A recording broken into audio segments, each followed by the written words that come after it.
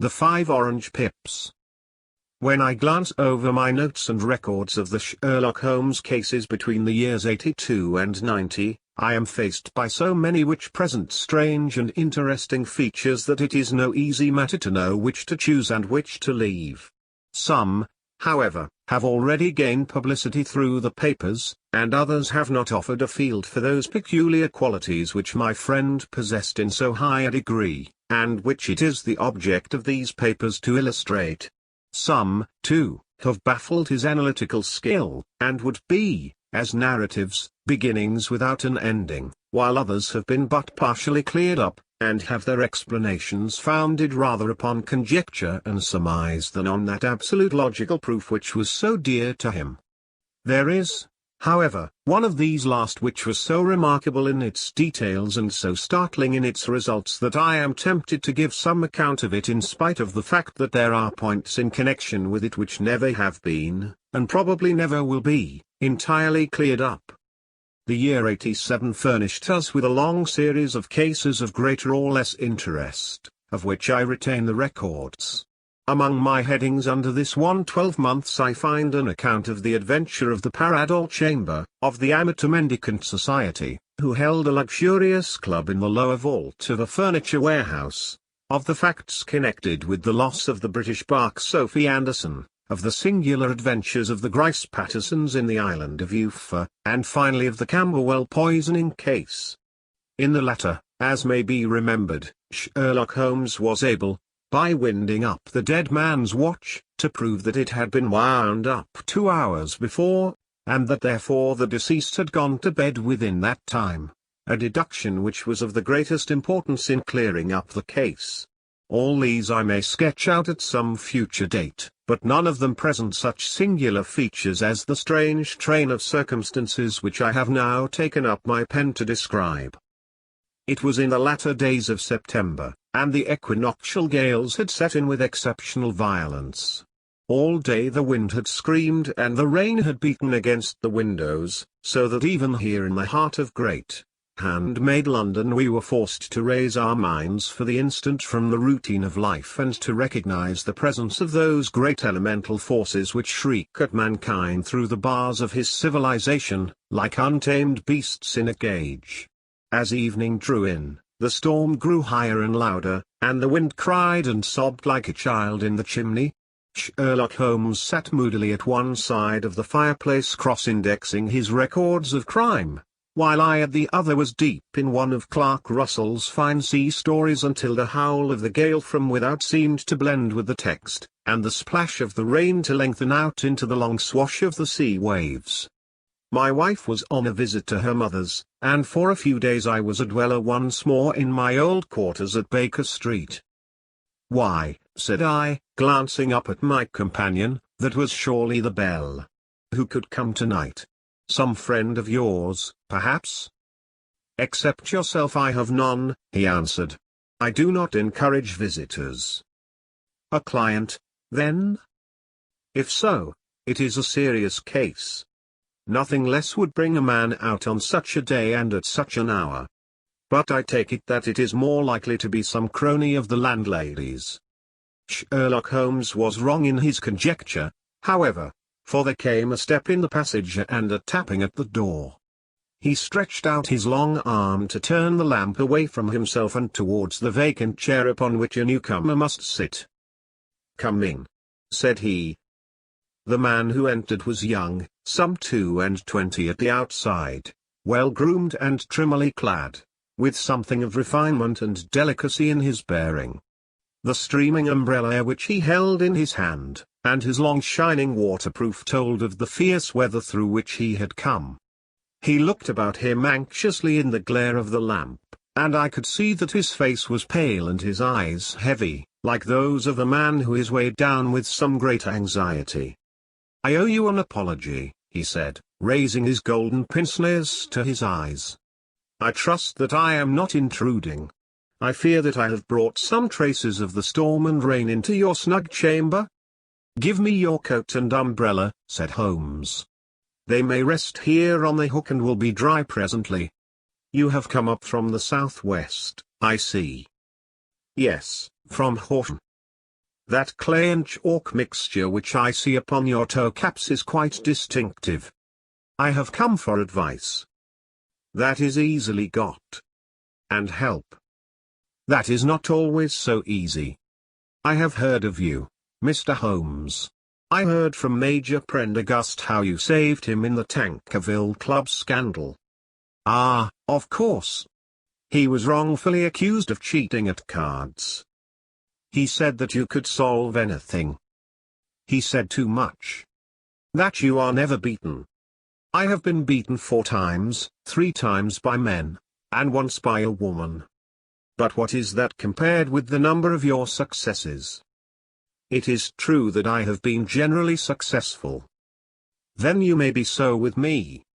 I beg that you will draw your chair up to the fire and favor me with some details as to your case.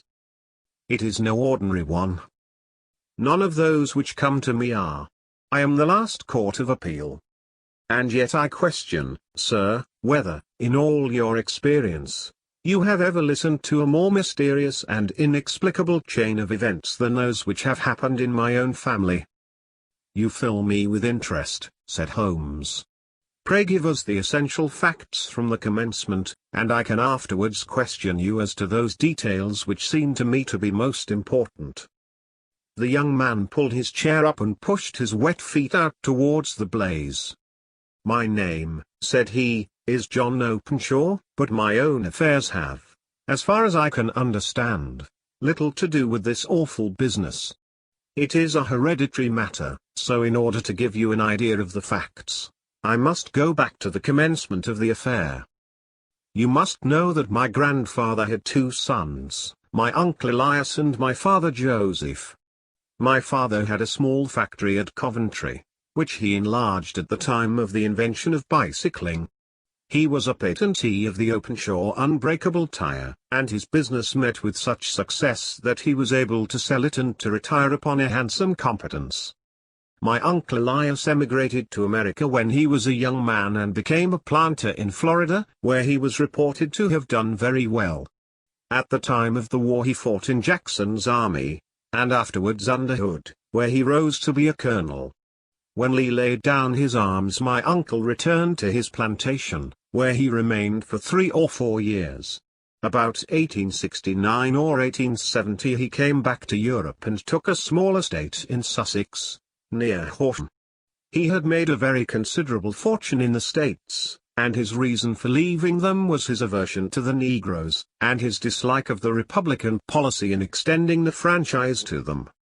He was a singular man, fierce and quick-tempered, very foul-mouthed when he was angry, and of a most retiring disposition. During all the years that he lived at Horsham, I doubt if ever he set foot in the town.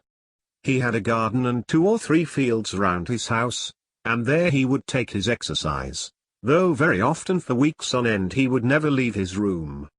He drank a great deal of brandy and smoked very heavily, but he would see no society and did not want any friends, not even his own brother. He didn't mind me. In fact, he took a fancy to me, for at the time when he saw me first I was a youngster of 12 or so. This would be in the year 1878, after he had been 8 or 9 years in England. He begged my father to let me live with him, and he was very kind to me in his way.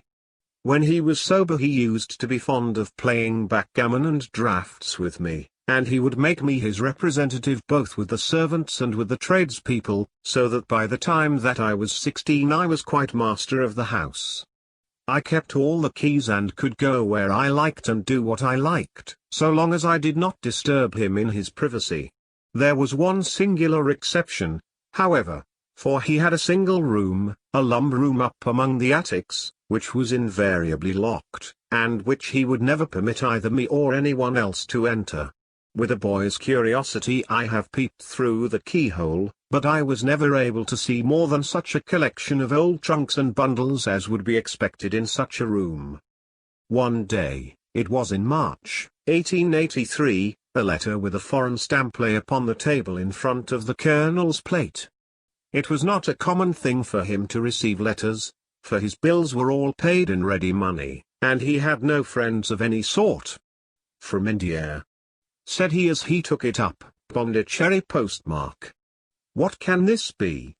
Opening it hurriedly, out there jumped 5 little dried orange pips, which pattered down upon his plate. I began to laugh at this, but the laugh was struck from my lips at the sight of his face. His lip had fallen, his eyes were protruding, his skin the color of putty, and he glared at the envelope which he still held in his trembling hand. K. K. K. He shrieked. And then, my God, my sins have overtaken me. What is it, uncle? I cried. Death, said he, and rising from the table he retired to his room, leaving me palpitating with horror. I took up the envelope and saw scrawled in red ink upon the inner flap, just above the gum, the letter K 3 times repeated. There was nothing else save the 5 dried pips. What could be the reason of his overpowering terror? I left the breakfast table, and as I ascended the stair I met him coming down with an old rusty key, which must have belonged to the attic, in one hand, and a small brass box, like a cash box, in the other. They may do what they like, but I'll checkmate them still, said he with an oath. Tell Mary that I shall want a fire in my room today, and sent down to Fordham, the horse lawyer. I did as he ordered, and when the lawyer arrived I was asked to step up to the room. The fire was burning brightly, and in the grate there was a mass of black, fluffy ashes, as of burned paper, while the brass box stood open and empty beside it. As I glanced at the box I noticed, with a start, that upon the lid was printed the treble K which I had read in the morning upon the envelope. I wish you, John, said my uncle, to witness my will. I leave my estate, with all its advantages and all its disadvantages, to my brother, your father, whence it will, no doubt, descend to you. If you can enjoy it in peace, well and good. If you find you cannot, take my advice, my boy, and leave it to your deadliest enemy. I am sorry to give you such a two-edged thing, but I can't say what turn things are going to take. Kindly sign the paper where Mr. Fordham shows you. I signed the paper as directed, and the lawyer took it away with him. The singular incident made, as you may think, the deepest impression upon me, and I pondered over it and turned it every way in my mind without being able to make anything of it. Yet I could not shake off the vague feeling of dread which it left behind, though the sensation grew less keen as the weeks passed and nothing happened to disturb the usual routine of our lives. I could see a change in my uncle, however. He drank more than ever, and he was less inclined for any sort of society. Most of his time he would spend in his room, with the door locked upon the inside, but sometimes he would emerge in a sort of drunken frenzy and would burst out of the house and tear about the garden with a revolver in his hand, screaming out that he was afraid of no man, and that he was not to be cooped up, like a sheep in a pen, by man or devil. When these hot fits were over, however, he would rush tumultuously in at the door and lock and bar it behind him, like a man who can brazen it out no longer against the terror which lies at the roots of his soul. At such times I have seen his face, even on a cold day, glisten with moisture, as though it were new raised from a basin. Well, to come to an end of the matter, Mr. Holmes, and not to abuse your patience, there came a night when he made one of those drunken sallies from which he never came back. We found him, when we went to search for him, face downward in a little green scummed pool, which lay at the foot of the garden. There was no sign of any violence, and the water was but 2 feet deep, so that the jury, having regard to his known eccentricity, brought in a verdict of suicide. But I, who knew how he winced from the very thought of death, had much ado to persuade myself that he had gone out of his way to meet it. The matter passed, however, and my father entered into possession of the estate, and of some £14,000, which lay to his credit at the bank. One moment, Holmes interposed. Your statement is, I foresee, one of the most remarkable to which I have ever listened. Let me have the date of the reception by your uncle of the letter, and the date of his supposed suicide. The letter arrived on March 10, 1883. His death was 7 weeks later, upon the night of May 2. Thank you. Pray proceed. When my father took over the horse property, he, at my request, made a careful examination of the attic, which had been always locked up. We found the brass box there, although its contents had been destroyed. On the inside of the cover was a paper label, with the initials of K. K repeated upon it, and letters, memoranda, receipts, and a register written beneath. These, we presume, indicated the nature of the papers which had been destroyed by Colonel Openshaw. For the rest, there was nothing of much importance in the attic save a great many scattered papers and notebooks bearing upon my uncle's life in America. Some of them were of the wartime and showed that he had done his duty well and had borne the repute of a brave soldier. Others were of a date during the reconstruction of the southern states, and were mostly concerned with politics, for he had evidently taken a strong part in opposing the carpetbag politicians who had been sent down from the north. Well, it was the beginning of '84 when my father came to live at Horsham, and all went as well as possible with us until the January of '85. On the 4th day after the New Year I heard my father give a sharp cry of surprise as we sat together at the breakfast table. There he was, sitting with a newly opened envelope in one hand and 5 dried orange pips in the outstretched palm of the other one. He had always laughed at what he called my cock and bull story about the colonel, but he looked very scared and puzzled now that the same thing had come upon himself. "Why, what on earth does this mean, John?" he stammered. My heart had turned to lead. "It is K. said I. He looked inside the envelope. "So it is," he cried. "Here are the very letters. But what is this written above them?" "Put the papers on the sundial," I read, peeping over his shoulder.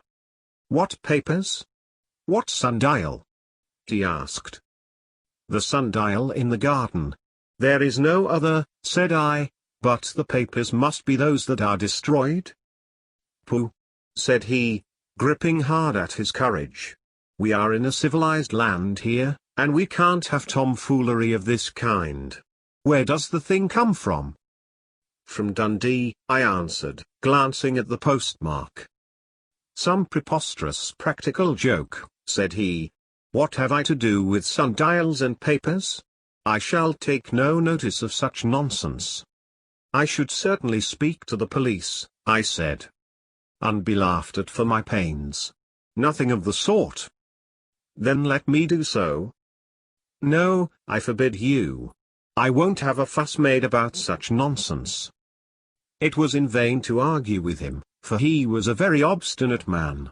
I went about, however, with a heart which was full of forebodings.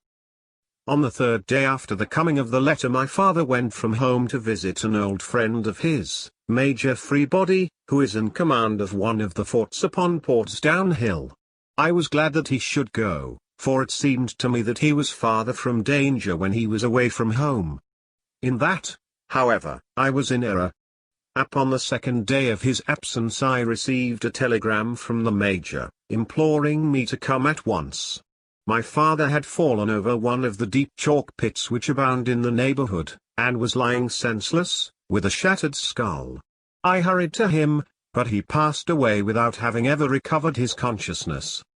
He had, as it appears, been returning from Fareham in the twilight, and as the country was unknown to him, and the chalk pit unfenced, the jury had no hesitation in bringing in the verdict of death from accidental causes. Carefully as I examined every fact connected with his death, I was unable to find anything which could suggest the idea of murder. There were no signs of violence, no footmarks, no robbery, no record of strangers having been seen upon the roads. And yet I need not tell you that my mind was far from at ease, and that I was well nigh certain that some foul plot had been woven round him. In this sinister way I came into my inheritance. You will ask me why I did not dispose of it. I answer, because I was well convinced that our troubles were in some way dependent upon an incident in my uncle's life, and that the danger would be as pressing in one house as in another. It was in January, 85, that my poor father met his end, and 2 years and 8 months have elapsed since then. During that time I have lived happily at Horsham, and I had begun to hope that this curse had passed away from the family, and that it had ended with the last generation. I had begun to take comfort too soon, however. Yesterday morning the blow fell in the very shape in which it had come upon my father. The young man took from his waistcoat a crumpled envelope, and turning to the table he shook out upon it 5 little dried orange pips. "This is the envelope," he continued. "The postmark is London, Eastern Division. Within are the very words which were upon my father's last message, K. K. K, and then put the papers on the sundial." "What have you done?" asked Holmes. "Nothing." "Nothing?" To tell the truth, he sank his face into his thin, white hands. "I have felt helpless. I have felt like one of those poor rabbits when the snake is writhing towards it. I seem to be in the grasp of some resistless, inexorable evil, which no foresight and no precautions can guard against." "Tut! Tut!" cried Sherlock Holmes. "You must act, man, or you are lost. Nothing but energy can save you. This is no time for despair. I have seen the police. Ah! But they listened to my story with a smile. I am convinced that the inspector has formed the opinion that the letters are all practical jokes, and that the deaths of my relations were really accidents, as the jury stated, and were not to be connected with the warnings." Holmes shook his clenched hands in the air. "Incredible imbecility!" he cried. "They have, however, allowed me a policeman, who may remain in the house with me." "Has he come with you tonight?" "No. His orders were to stay in the house." Again Holmes raved in the air. "Why did you come to me?" he said, "and, above all, why did you not come at once?" "I did not know. It was only today that I spoke to Major Prendergast about my troubles and was advised by him to come to you." "It is really 2 days since you had the letter. We should have acted before this. You have no further evidence, I suppose, than that which you have placed before us, no suggestive detail which might help us?" "There is one thing," said John Openshaw. He rummaged in his coat pocket, and, drawing out a piece of discolored, blue-tinted paper, he laid it out upon the table. "I have some remembrance," said he, "that on the day when my uncle burned the papers I observed that the small, unburned margins which lay amid the ashes were of this particular color. I found this single sheet upon the floor of his room, and I am inclined to think that it may be one of the papers which has, perhaps, fluttered out from among the others, and in that way has escaped destruction. Beyond the mention of pips, I do not see that it helps us much. I think myself that it is a page from some private diary. The writing is undoubtedly my uncle's." Holmes moved the lamp, and we both bent over the sheet of paper, which showed by its ragged edge that it had indeed been torn from a book. It was headed, "March, 1869, and beneath were the following enigmatical notices. 4th. Hudson came. Same old platform. 7th. Set the pips on Macaulay, Paramore, and John Swain of St. Augustine. 9th. Macaulay cleared. 10th. John Swain cleared. 12th. Visited Paramore. All well." "Thank you," said Holmes, folding up the paper and returning it to our visitor. "And now you must on no account lose another instant. We cannot spare time even to discuss what you have told me. You must get home instantly and act." "What shall I do?" "There is but one thing to do. It must be done at once. You must put this piece of paper which you have shown us into the brass box which you have described.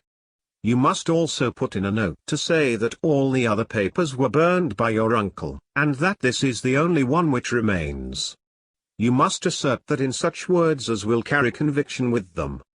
Having done this, you must at once put the box out upon the sundial, as directed. Do you understand?" "Entirely." Do not think of revenge, or anything of the sort, at present. I think that we may gain that by means of the law, but we have our web to weave, while theirs is already woven.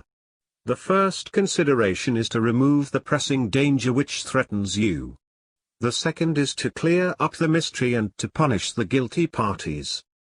I thank you, said the young man, rising and pulling on his overcoat. You have given me fresh life and hope.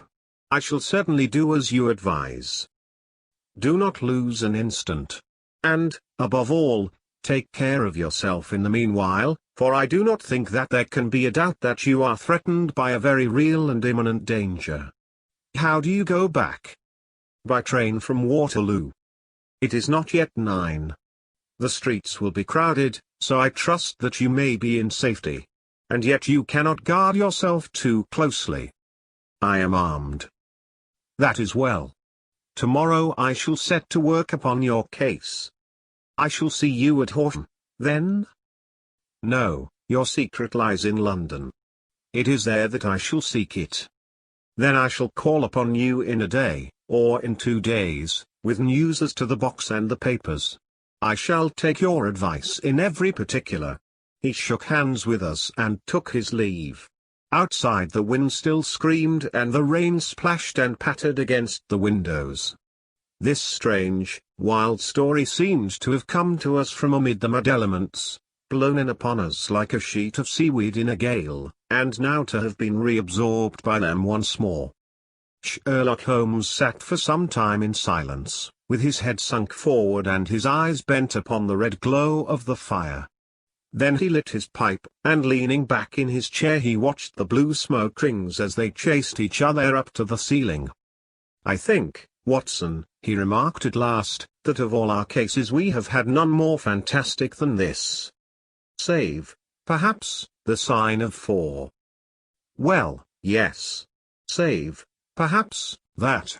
And yet this John Openshaw seems to me to be walking amid even greater perils than did the Sholtos.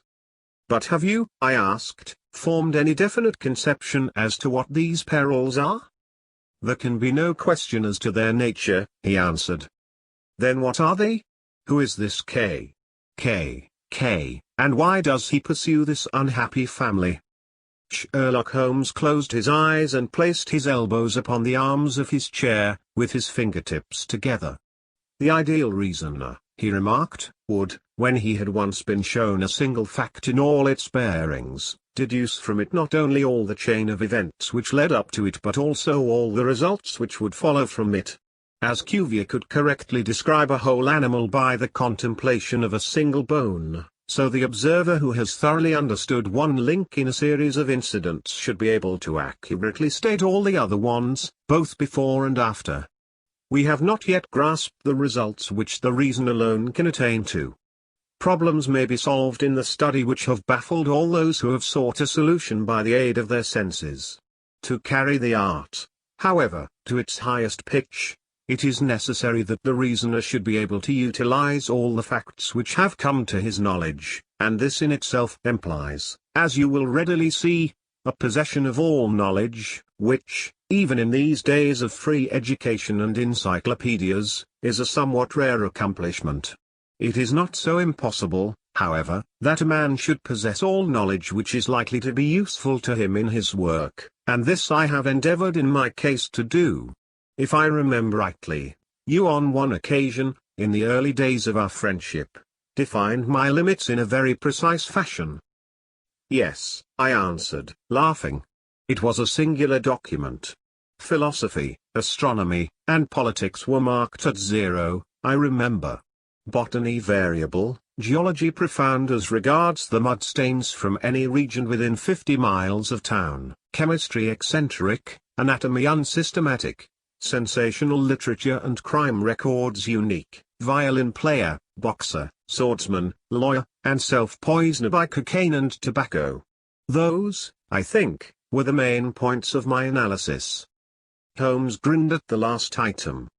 Well, he said, I say now, as I said then, that a man should keep his little brain attic stocked with all the furniture that he is likely to use, and the rest he can put away in the lumber room of his library, where he can get it if he wants it. Now, for such a case as the one which has been submitted to us tonight, we need certainly to muster all our resources. Kindly hand me down the letter K of the American Encyclopedia which stands upon the shelf beside you. Thank you. Now let us consider the situation and see what may be deduced from it. In the first place, we may start with a strong presumption that Colonel Openshaw had some very strong reason for leaving America. Men at his time of life do not change all their habits and exchange willingly the charming climate of Florida for the lonely life of an English provincial town. His extreme love of solitude in England suggests the idea that he was in fear of someone or something, so we may assume as a working hypothesis that it was fear of someone or something which drove him from America.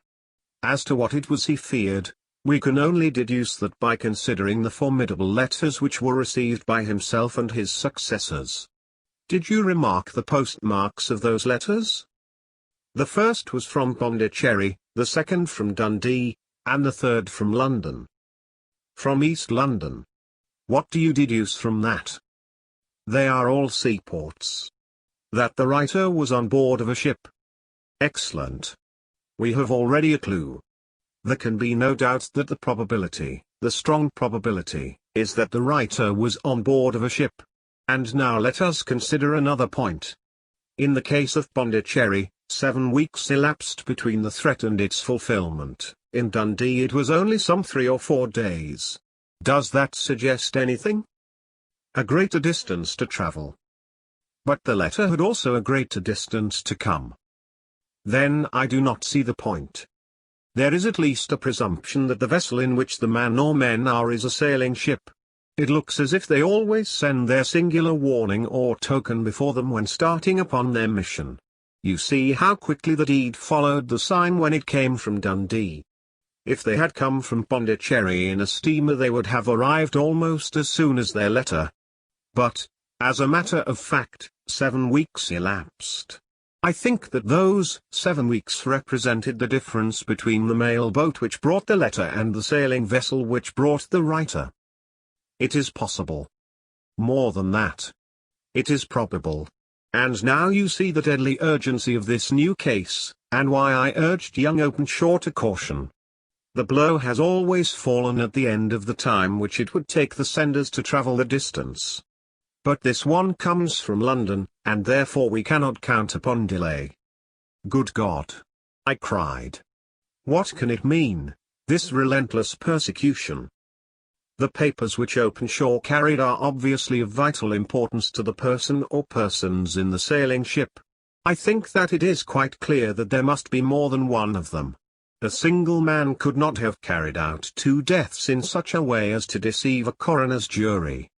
There must have been several in it, and they must have been men of resource and determination. Their papers they mean to have, be the holder of them who it may. In this way you see K ceases to be the initials of an individual and becomes the badge of a society. But of what society?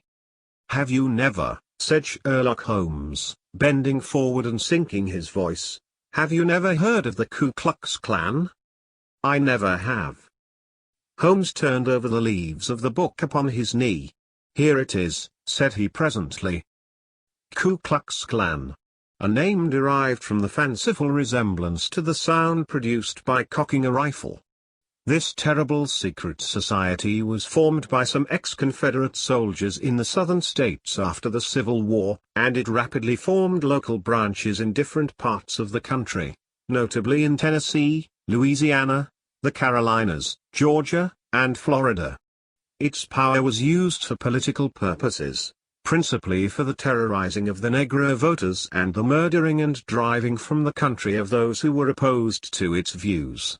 Its outrages were usually preceded by a warning sent to the marked man in some fantastic but generally recognized shape, a sprig of oak leaves in some parts, melon seeds or orange pips in others. On receiving this the victim might either openly abjure his former ways, or might fly from the country. If he braved the matter out, death would unfailingly come upon him, and usually in some strange and unforeseen manner. So perfect was the organization of the society, and so systematic its methods, that there is hardly a case upon record where any man succeeded in braving it with impunity, or in which any of its outrages were traced home to the perpetrators. For some years the organization flourished in spite of the efforts of the United States government and of the better classes of the community in the South. Eventually, in the year 1869, the movement rather suddenly collapsed, although there have been sporadic outbreaks of the same sort since that date. You will observe, said Holmes, laying down the volume, that the sudden breaking up of the society was coincident with the disappearance of Openshaw from America with their papers. It may well have been cause and effect. It is no wonder that he and his family have some of the more implacable spirits upon their track. You can understand that this register and diary may implicate some of the first men in the South, and that there may be many who will not sleep easy at night until it is recovered. Then the page we have seen is such as we might expect. It ran, if I remember right, sent the pips to A, B, and C, that is, sent the society's warning to them. Then there are successive entries that A and B cleared, or left the country, and finally that C was visited, with, I fear, a sinister result for C. Well, I think, Doctor, that we may let some light into this dark place. And I believe that the only chance young Openshaw has in the meantime is to do what I have told him. There is nothing more to be said or to be done tonight, so hand me over my violin and let us try to forget for half an hour the miserable weather and the still more miserable ways of our fellow men. It had cleared in the morning, and the sun was shining with a subdued brightness through the dim veil which hangs over the great city. Sherlock Holmes was already at breakfast when I came down. "You will excuse me for not waiting for you," said he. I foresee, a very busy day before me in looking into this case of young Openshaw's." "What steps will you take?" I asked. "It will very much depend upon the results of my first inquiries.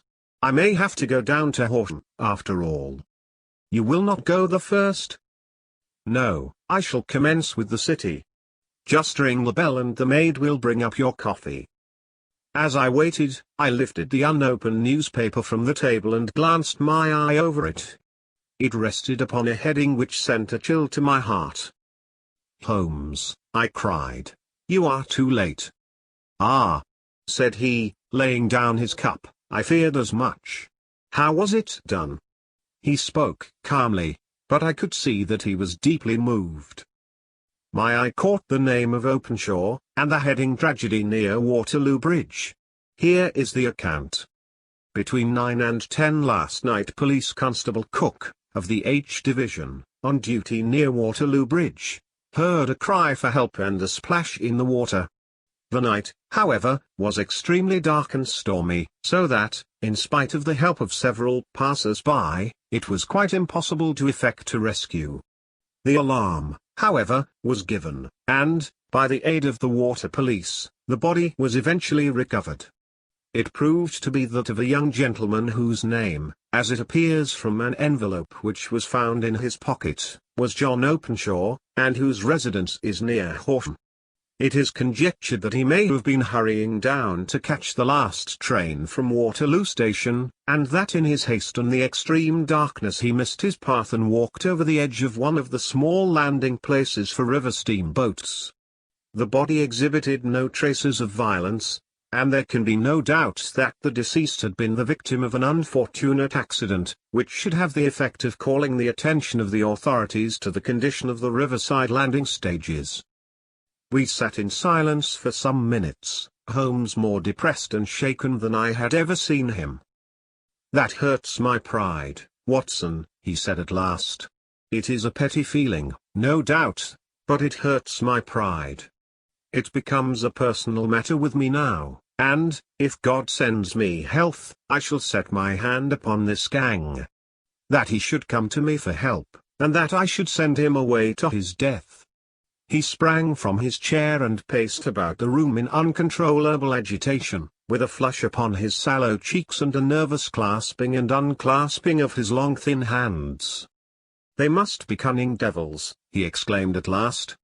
How could they have decoyed him down there? The embankment is not on the direct line to the station. The bridge, no doubt, was too crowded, even on such a night, for their purpose. Well, Watson, we shall see who will win in the long run. I am going out now. To the police?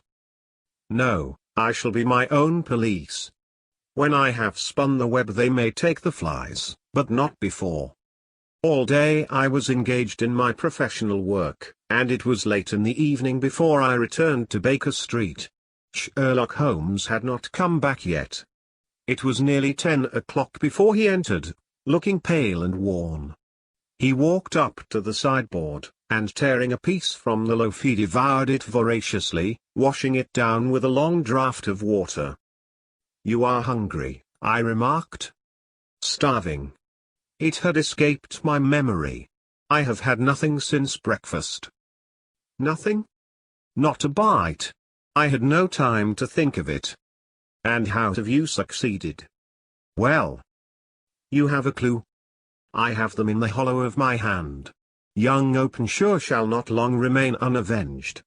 Why, Watson, let us put their own devilish trademark upon them. It is well thought of. What do you mean? He took an orange from the cupboard, and tearing it to pieces he squeezed out the pips upon the table. Of these he took 5 and thrust them into an envelope. On the inside of the flap he wrote S. H for J. O. Then he sealed it and addressed it to Captain James Calhoun, Bark Lone Star, Savannah, Georgia. That will await him when he enters port, said he, chuckling. It may give him a sleepless night. He will find it as sure a precursor of his fate as Openshaw did before him. And who is this Captain Calhoun? The leader of the gang. I shall have the others, but he first. How did you trace it, then? He took a large sheet of paper from his pocket, all covered with dates and names. I have spent the whole day, said he, over Lloyd's registers and files of the old papers, following the future career of every vessel which touched at Pondicherry in January and February in '83. There were 36 ships of fair tonnage which were reported that during those months. Of these, one, the Lone Star, instantly attracted my attention, since, although it was reported as having cleared from London, the name is that which is given to one of the states of the Union. Texas, I think. I was not and am not sure which, but I knew that the ship must have an American origin. What then? I searched the Dundee records, and when I found that the Bark Lone Star was there in January, '85, my suspicion became a certainty. I then inquired as to the vessels which lay at present in the port of London. Yes? The Lone Star had arrived here last week. I went down to the Albert Dock and found that she had been taken down the river by the early tide this morning, homeward bound to Savannah. I wired to Gravesend and learned that she had passed some time ago, and as the wind is easterly I have no doubt that she is now past the Goodwins and not very far from the Isle of Wight. What will you do, then? Oh, I have my hand upon him. He and the 2 mates are, as I learn, the only native-born Americans in the ship. The others are Finns and Germans. I know, also, that they were all 3 away from the ship last night. I had it from the stevedore who has been loading their cargo. By the time that their sailing ship reaches Savannah the mail boat will have carried this letter, and the cable will have informed the police of Savannah that these 3 gentlemen are badly wanted here upon a charge of murder. There is ever a flaw, however, in the best laid of human plans, and the murderers of John Openshaw were never to receive the orange pips which would show them that another, as cunning and as resolute as themselves, was upon their track. Very long and very severe were the equinoctial gales that year. We waited long for news of the Lone Star of Savannah, but none ever reached us. We did at last hear that somewhere far out in the Atlantic a shattered stern post of a boat was seen swinging in the trough of a wave, with the letters L.S. carved upon it, and that is all which we shall ever know of the fate of the Lone Star.